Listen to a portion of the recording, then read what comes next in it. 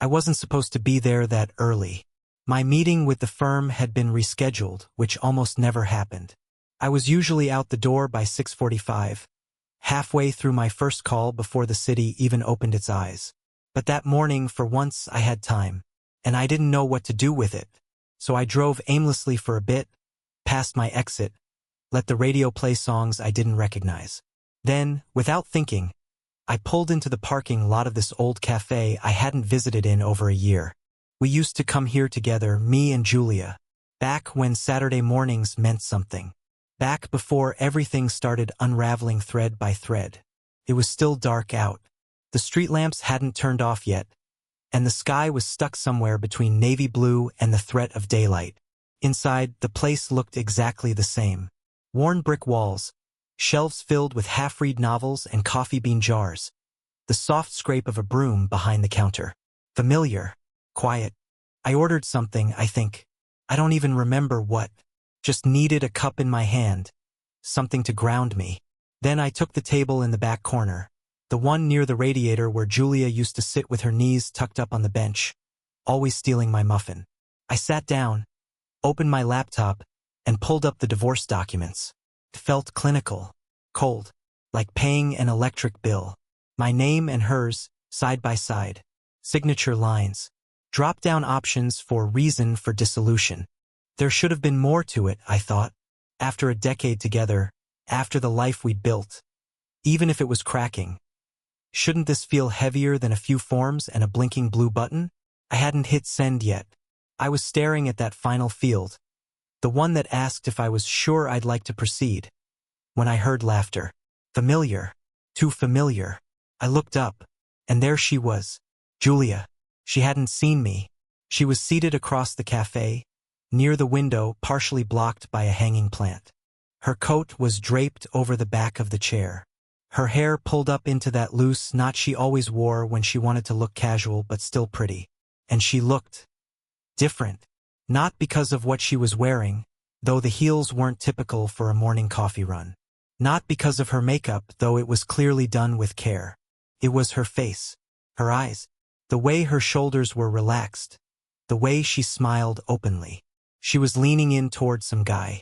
A man in a navy blazer, dress shirt unbuttoned just enough to signal comfort without sloppiness. Mid-30s, clean-shaven. His hand rested easily on the table, and Julia, my wife, ran her fingers down his arm in a way that made it clear this wasn't their first conversation. Or their first coffee. She laughed again, loudly, like I wasn't even in this city. She wasn't looking over her shoulder. She wasn't checking the time. She wasn't hiding. That laugh, that touch, that version of her. It was someone I hadn't seen in a long time. It used to be mine. She used to light up like that when I made some dumb joke or brought her a cookie from the bakery near her old job. But that light hadn't shined toward me in what felt like years. I stared for longer than I should have. Not because I couldn't believe what I was seeing, but because I could. I watched her sip her latte, nod at him, rest her chin in her hand like she was 17 again and falling in love for the first time. I watched her not watch me, completely unaware that I was sitting just 15 feet away. And while she kept smiling at him, I hit send. Just like that. Divorce submitted. Time-stamped. No going back. A few minutes later. Maybe less. Maybe more. I couldn't really tell. My phone buzzed. A text. From Julia. Running late this morning, just coffee with coworkers. Coworkers? I looked at her again. She was still talking to him. Same posture. Same smile. This wasn't a team meeting. There was no laptop, no papers. Just two people immersed in each other. Completely unbothered by time, place, or consequence. I sat there and waited. I wanted to see if she'd even notice me. I didn't move, didn't speak. Just watched the play unfold from backstage. She didn't look around once. When she finally stood up, I watched her straighten her coat, fluff her hair, and lean in too close for a goodbye. I didn't see a kiss, but I didn't need to. The way she lingered told me enough. She walked out the door and never saw me. That night I brought it up. I didn't mention the cafe. I just said casually that I thought she was working from home that morning. Oh, she said, unfazed. Last-minute coffee meeting with the team. You know how it is. I nodded, said nothing, but she caught the pause. She always did. What? She asked, not accusatory, more like annoyed. Nothing, I replied. She set down her fork. Roasted chicken she didn't touch, and looked at me the way she used to when she knew I was about to ruin the mood. You always get jealous for no reason, she said, rolling her eyes like I'd asked something offensive. I didn't argue. What was the point? That's when it hit me. She wasn't lying to avoid getting caught. She was lying because she knew I wouldn't press. Because I never did. Because I'd been asleep at the wheel for too long. And now she didn't care if I woke up. After that morning at the cafe, something in me shifted. Not like a sudden jolt. Not the kind you see in movies where everything clicks at once and the truth becomes this blinding spotlight. No, this was slower. It was the kind of shift that only happens when you've been holding something in for so long that your body just can't contain it anymore. It leaks. The denial cracked. And once it cracked, the flood came. I started remembering things I'd buried. Moments that didn't make sense at the time but were easy to overlook because pretending things were fine was easier than facing the idea that maybe, just maybe, I wasn't crazy. Maybe she really had started checking out long before I noticed. It started with the phone. First, it was small. Her ringer was always off. Her screen always face down. She started using those focus modes. Do not disturb, sleep, work. As if she were shielding herself from the outside world. But I wasn't the outside world. I was her husband. Or at least I used to be. Location sharing stopped working one day. Just gone. I asked about it. She said her phone was glitching. Said she'd fix it. She never did. And after a while I stopped asking. Then there were the clothes. Julia never cared much for shopping. I used to have to drag her out to get new jeans or convince her it was okay to splurge on a good coat. But suddenly there were boxes arriving at our door. Lingerie she hadn't worn for me. Dresses that still had tags on them. Shoes she said were for work events. Even though she left the house in sneakers and changed somewhere else. I didn't ask. I told myself she deserved to feel pretty. That maybe this was a good thing. That maybe she was rediscovering herself. That this meant we were heading toward something better, not further away. I was lying to myself, but I told those lies well. I told them especially well when she'd come home late. Always meetings, or client dinners, or urgent calls that ran long. I'd make her favorite dinner and wait. The food would go cold. I'd reheat it. Sometimes she'd eat it. Sometimes she'd say she wasn't hungry. She'd go straight to bed, scrolling through her phone under the covers with that blank expression that made me feel like I was sleeping next to a stranger. One night, I reached out to touch her leg under the blanket. Just a small gesture, something instinctive. And she flinched. Not in a dramatic way. Not like she was afraid. But like I was interrupting her. Like my touch didn't belong to her anymore. That moment burned into me. She said nothing. Just shifted, rolled over and said she had to get up early. And still, I didn't say a word. Because I was afraid of the answer. There's this quiet fear in marriage that no one talks about. The kind that creeps in when you realize that love doesn't die in a loud crash. It erodes. One grain of sand at a time. One, I'm tired after another. One missed glance. One unanswered question. Until one day you wake up and realize that the person next to you has already left. You just didn't see them go. Julia started saying she felt lost. That she needed space. That she didn't recognize herself anymore. She used words like burnt out, foggy, overstimulated. I remember once she said she felt like she was underwater all the time. I told her we could take a trip, just the two of us. She smiled, tight-lipped, and said she was too busy at work. But then she'd post photos with coworkers. Bright drinks, rooftop bars, all laughs and sunlight. There was one picture I still remember. She was holding a drink, sunglasses perched on her head, standing beside a guy I'd never seen. They looked comfortable. Too comfortable. I asked who he was. She said, just someone from the sales team. I barely know him. His hand was on her lower back in the photo. I didn't ask about it, because asking would mean admitting something was wrong. And I wasn't ready. Not then. There was a night she came home smelling different. Not perfume. She always wore that same vanilla scent I bought her on our second anniversary. No, this was cologne. Deep, sharp, unfamiliar. Not mine. She said she hugged a coworker goodbye. That he'd been wearing way too much. I nodded. Laughed it off. Even made a joke. She laughed too. But it was the kind of laugh people use when they're just trying to steer you away from a door you're about to open. The worst part? I believed her. I believed everything she said because it was easier than believing the truth. I told myself the distance was temporary. That all marriages had seasons. That she was just overwhelmed. That she'd come back to me when things settled. But deep down I knew. Not from any one moment, but from all of them stitched together into this slow, quiet betrayal. Like the way she started sleeping on the edge of the bed. Or how she stopped saying, "I love you," when she left for work. Or how she'd smile when she got a text. Then quickly tuck her phone away like the message was a secret she didn't trust me with. We used to be open books. I could read her without even trying. But now, every time I looked at her, it felt like I was seeing a cover I recognized but a story I didn't know how to follow anymore. I remember one night in particular. She was in the kitchen, laughing softly on a call. I walked in and she jumped, like I'd caught her doing something wrong.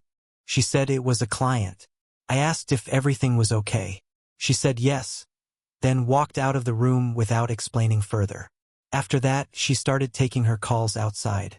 And still I stayed quiet, because silence became my way of surviving. I told myself that being patient made me strong, that not accusing her meant I was the better man. That maybe, if I just gave her enough time, she'd find her way back. But she wasn't lost. She knew exactly where she was going. She just wasn't going there with me. That evening, I was sitting on the couch, lights dimmed, TV humming in the background, not really watching. The kind of evening that drags its feet and makes you aware of every second passing. Julia was working late. Again, she hadn't said where, just that it was off-site and probably wouldn't be home until after 10. That's how she said it, like a forecast. Emotionless. Practical.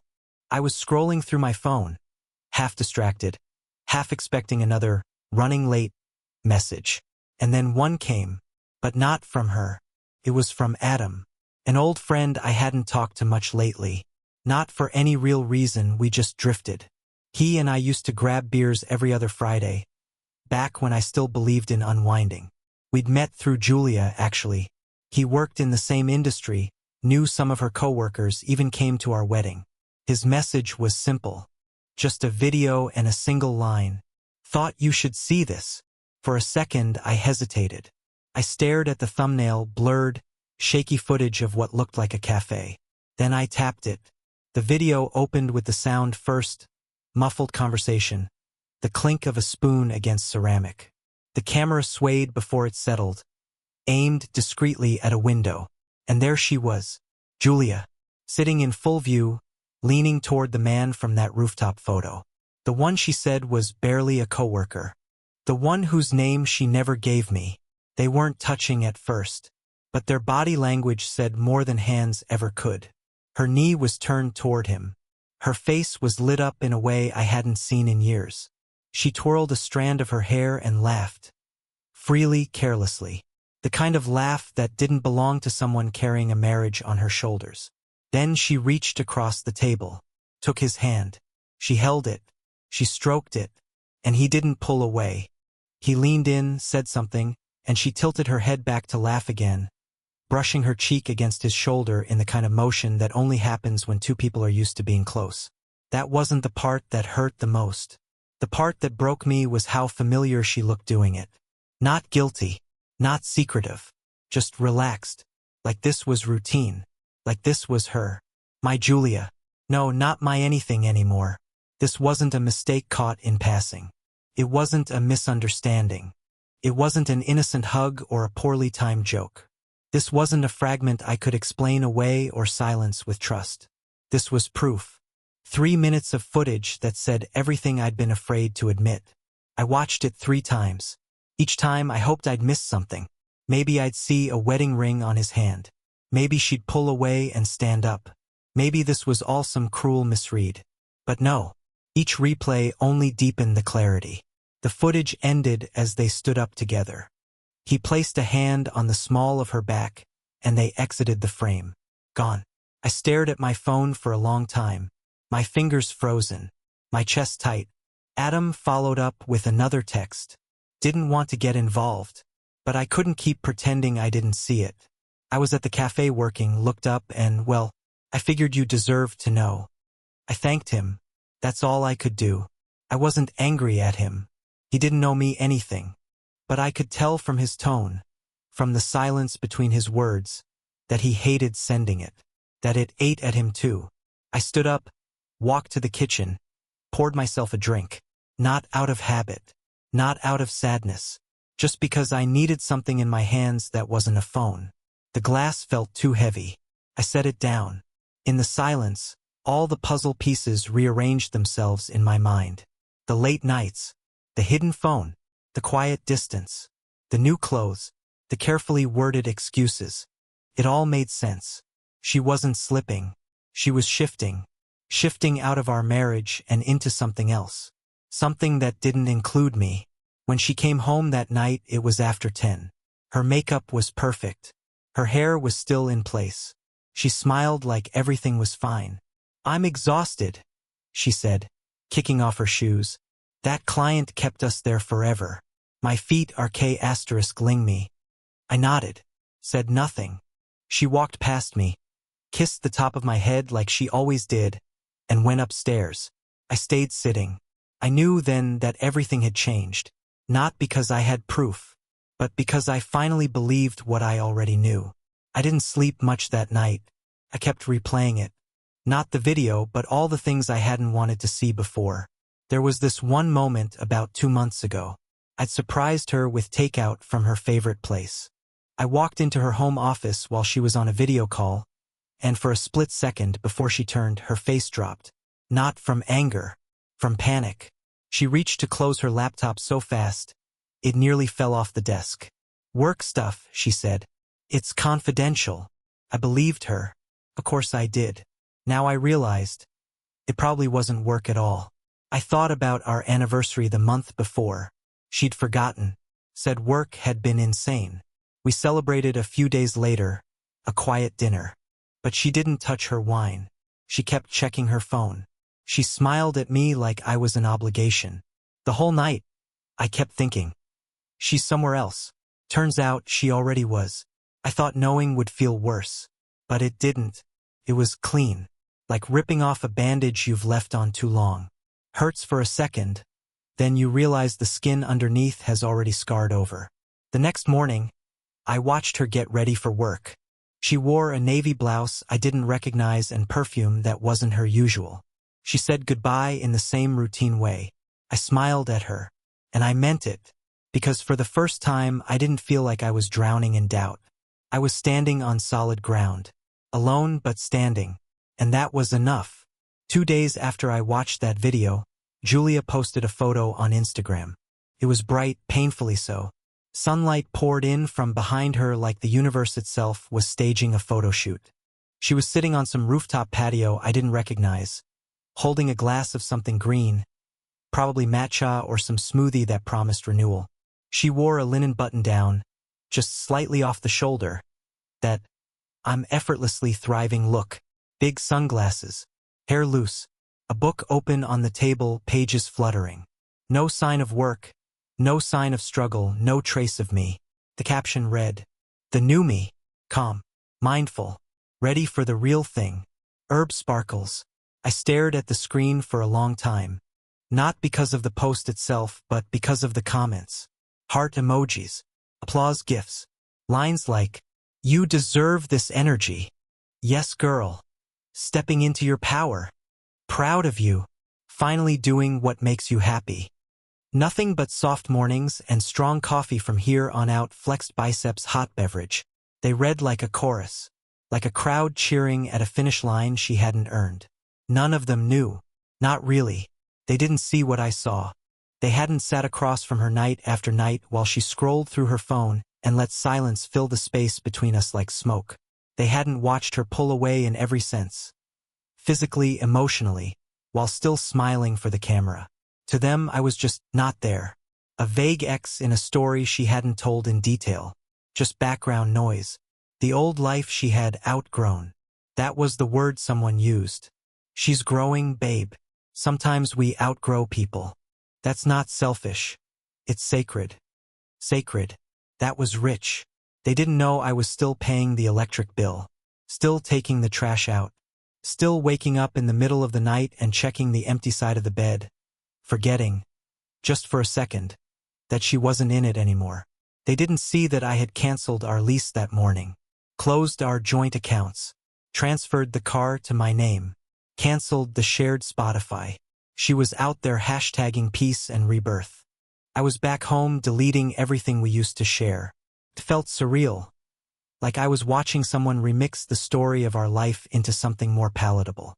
Less messy. It wasn't that she was denying the split. She just revised it. In her version, she wasn't unfaithful. She was brave. Bold. She followed her heart. She left a suffocating situation. She found clarity. She chose herself. And maybe she believed it. Maybe she told it so many times that it stopped sounding like betrayal and started sounding like healing.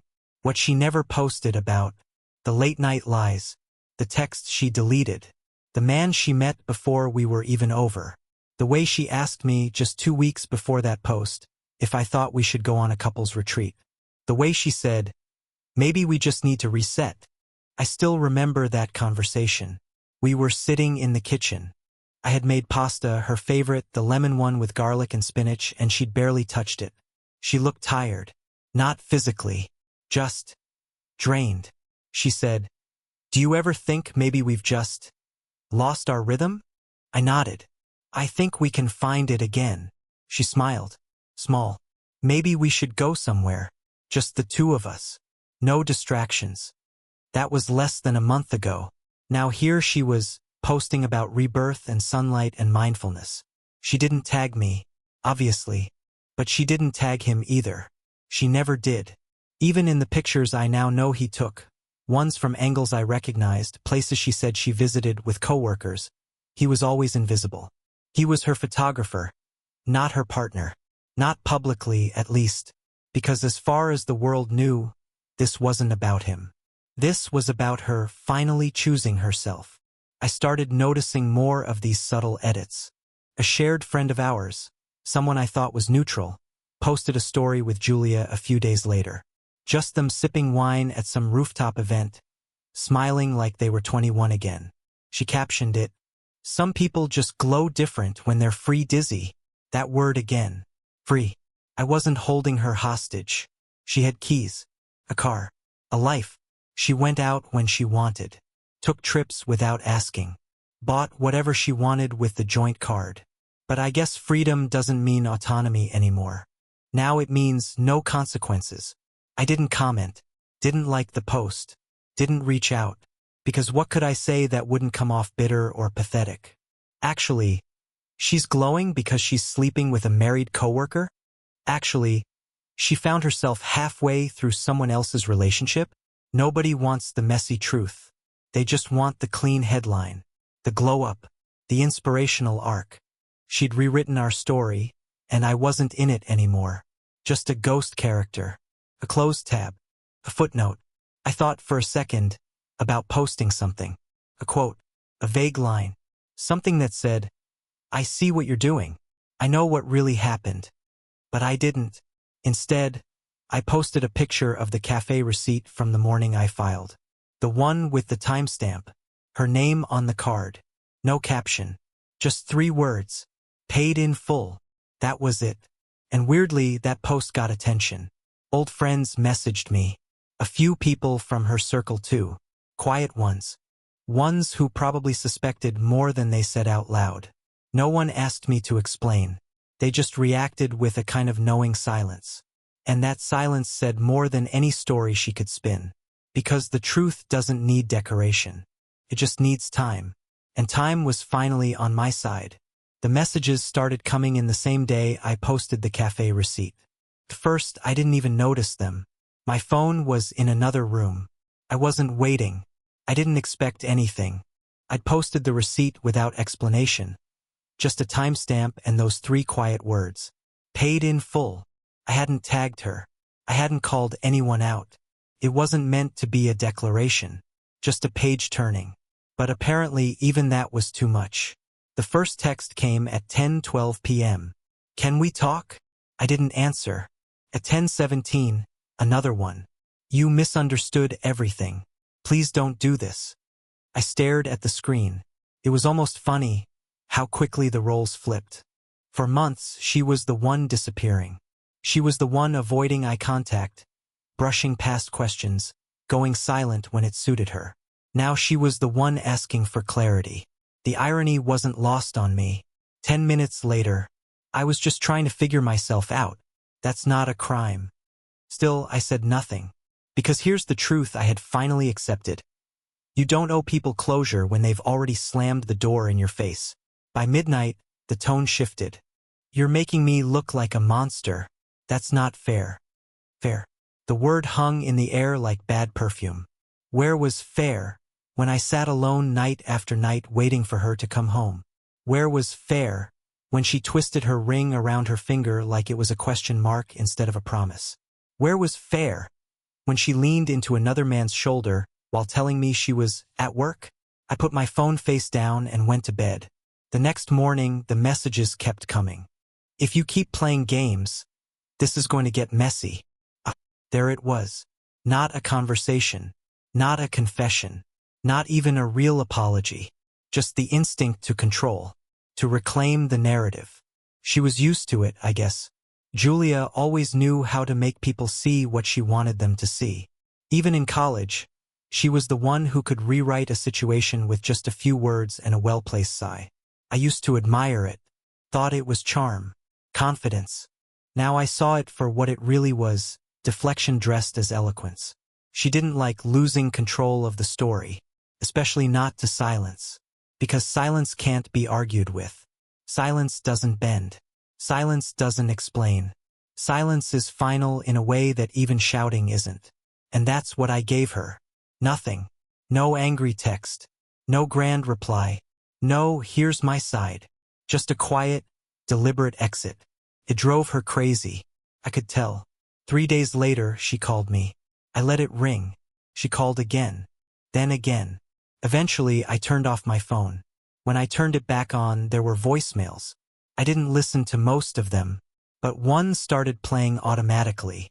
Her voice sounded different. Not angry. Not sad. Just frantic. Please stop ghosting me. I know you're hurt, but I didn't think it would come to this. You're making it worse. I was making it worse. As if I had orchestrated the whole thing. As if I had twisted time and truth to trap her in a lie. The lack of self-awareness would have been impressive if it weren't so familiar. That was the thing about Julia. She never thought consequences applied to her. Not really. She didn't break rules. She bent expectations. She didn't lie. She edited reality. So when the truth finally caught up with her, she didn't apologize. She rewrote, recast, rebranded.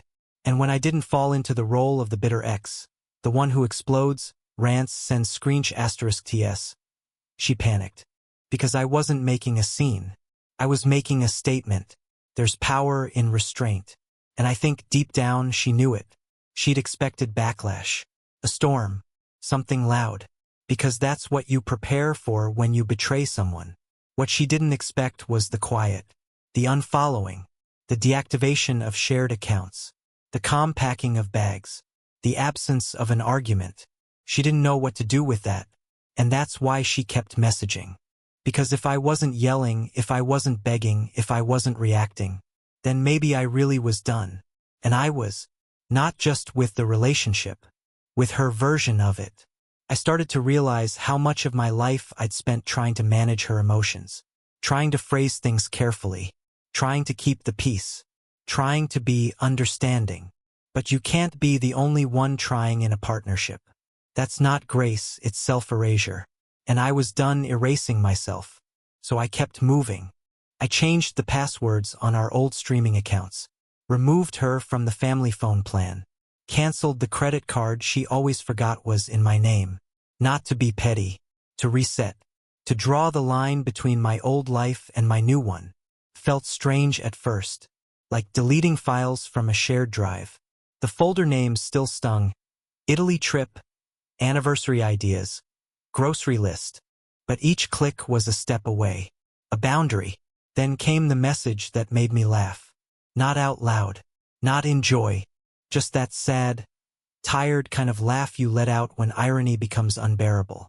You're acting like I'm the villain. But this isn't black and white. You're not perfect either. No, I wasn't perfect. I worked too much. I missed a few birthdays. I got quiet when I was stressed. I assumed we had more time than we did. But I never lied. Never cheated. Never made her feel like she was disposable. And somehow that had become not enough. That's the hardest part. Not the betrayal. Not the ending. But realizing that you showed up fully for someone who was only ever half invested. That you built a home on land that was already sold. In the days that followed, the silence became easier. Her name stopped appearing on my phone. Instead, I started hearing from people who mattered. A text from my sister. Saw your post. Proud of you. An old college roommate. Didn't know what you were going through, man. Here if you need anything. Even Adam. Again. If you want to talk about it sometime, beers on me. No judgment. No questions. Just presence. And it was enough. Because in that quiet, I found myself again. Not the version I played to keep a marriage afloat. Not the peacekeeper. Not the fixer. Just me. The man who finally realized that letting go isn't weakness, it's self-respect. It was a week after everything when I got the message. It was from Ellie, one of Julia's colleagues. We'd only met a handful of times. She was always polite, a little reserved, never someone I expected to hear from. Her message was short, blunt. Sorry to interfere, but I'm tired of pretending. They've been traveling to seminars together for months. Shared hotel floors. Everyone knew. Except you. I just stared at the screen. I didn't even feel angry. I felt still. Ellie didn't owe me anything. But there it was, confirmation. Unprompted. Clear. This hadn't been some fleeting mistake. It wasn't a moment of confusion. This was a pattern. A choice. And the man? Dustin. Married too. Apparently, they both operated under the same logic. If no one asked questions, no one owed answers. While I was at home fixing the leaky faucet, paying the internet bill, folding her laundry, she was out playing house with someone else. I thanked Ellie for her honesty. She responded with one last sentence. I hope you find someone who gives you what you gave her. I didn't reply. I didn't need to. Some truths sit so deep in your chest. There's nothing left to say. I didn't demand closure. Didn't ask for another conversation. I just left. Found a small apartment across town. Nothing fancy. Just a space that was mine. Place without echoes. I took only what I needed. The rest I left behind, memories included. Got a job at a local workshop. Less pressure. Fewer meetings. More time to breathe. I started cooking for one again. Ate slowly.